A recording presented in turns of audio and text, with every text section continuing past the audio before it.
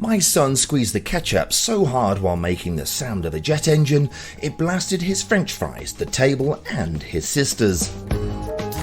An argument followed, but he did eventually clean up his mess, while loudly protesting that this was all my fault for buying the ketchup. He's 8, and blamestorming is something we parents have to deal with every day at home. But imagine if we also had to deal with this illogical, time-wasting, counterproductive, exhausting and demoralizing problem at work. Well, apparently a lot of us do.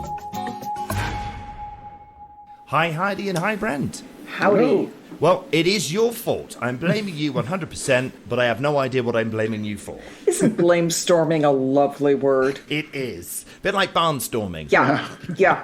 It's but less fun. Yeah, we've all sat in that meeting where no solution is found, and instead you discuss who's to blame for what. At a time when we really need to be finding solutions. Yes, I think we are now approaching 1 year of the complaint of, but I can't find enough staff. Right. It's really remarkable when you start looking at the discussion by organizations looking to hire. There's no solution finding. There's no innovation. It's all, they did it. Yeah. It's like looking at two siblings arguing. It's absurd. And we're 12 months in, so we should have found those solutions by now. No excuse. Yeah.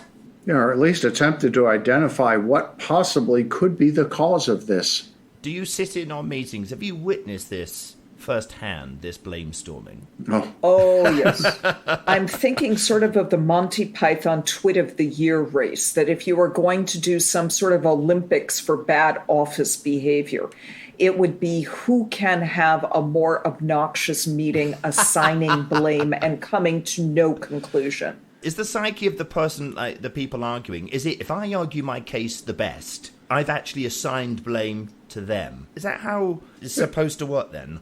Well, it's somewhat human behavior. If I can blame you for something I did, it's no longer my problem. It is now officially yours. Right. So then you have it. Even though I caused it, it's now yours. I've given it to you. So, Andy, it is all yours now. Yes, blame shifting. Yeah.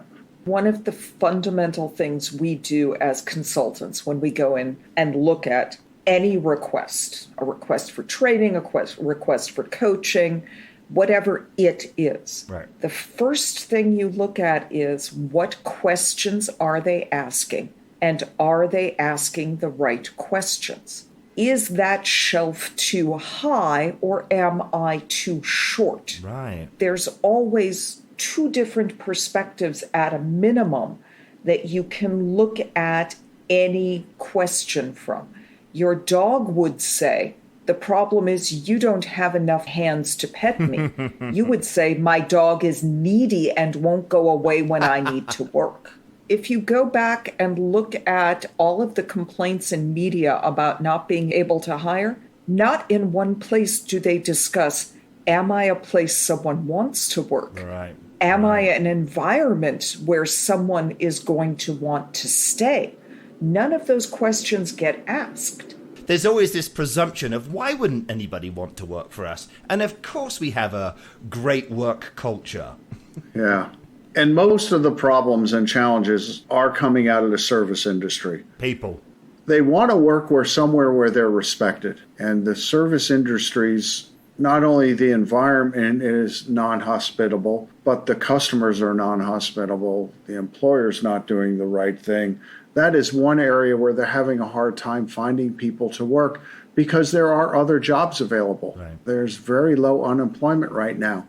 You could one day be bussing tables and next day you could be a sous chef because there's enough jobs out there and enough job shifting going on. Blaming the employers is one thing because maybe they're not setting up their workspace and their business to be inviting or accessible. A place of respect. Yeah, a place where you're respected no matter what you do. In the corporate world, people are leaving one company to go to the other primarily for pay. And that's really why most people leave their job. Right. They either leave a bad boss or they leave for more money. Those are the two reasons they leave. Does there have to be some responsibility on the employee here a little bit? With the job market being like it is, you know, there's so much choice. It's like, well, I've been at work for 1 week. I'm not sure I really like it. I haven't really given it a chance, but I'm going to go somewhere else. Yeah, because I have another offer. There is that facet of it, but something that's really been rattling through my mind recently is we've come out of at least 2 years, if not 7 or 8 years, of alternate facts and arguing data. Yeah. And my facts are not your facts. Yeah. And we have 30 or 40 years of research which shows pay is not the all-consuming factor. It's an important factor. Right. People will stay in jobs where they feel embraced, respected, heard, and valued. Yeah. There's research going well back 30 years saying there are a lot of facets that go into being an employer of choice where people will stand up in line to get in and apply for jobs for you. Yeah. And it's rather interesting that employers have not discussed that data. They have not said, let's get you better uniforms. Let's get you better scheduling. Let's get you proper rain gear if you're going to be doing deliveries. Yeah. We regularly see delivery people wearing trash bags as water protective. Yeah. Wouldn't it be better to spend the $20 on getting them rain gear? It's a huge ask of an employer to have an employee come in and within a very short period of time know that all those boxes are ticked, that they do feel valued, and this is a culture that you want to be part of. It's almost like you want the brand of your company to be speaking ahead of them even walking in the door. Exactly. They want to work there because they know this is a company that values its employees. It's rather interesting looking at the service sector. And this is just observing here on my little corner of New York City. We have a Greek diner on the corner, and they closed for a couple weeks at the beginning of the pandemic. They've reopened. They have the same wait staff and the same delivery staff who they've had over 5 or 6 years. And I think that really speaks to if you have a culture and an environment where someone feels at home, even in lower positioned jobs, you can keep them. Even when things are bad, they will stick around. Yeah. If you treat them well. So when you're in your meeting and Karen and Ken are blamestorming each other, is that a sign to you guys like, uh-oh, we've got our work cut out then? There's a lot to do here. Or could that just simply be Ken and Karen, get rid of them and you're fine? I think it's a both and. It depends on what is going on in the organization. If people are blaming each other, that's not good for the culture at all. But and it's not good for morale across the board. I would say that old joke about denial is not just a river in Egypt. But I'm bummed. I love my dad jokes. That's a safe one for the kids. Love it. That's a thank you, Heidi.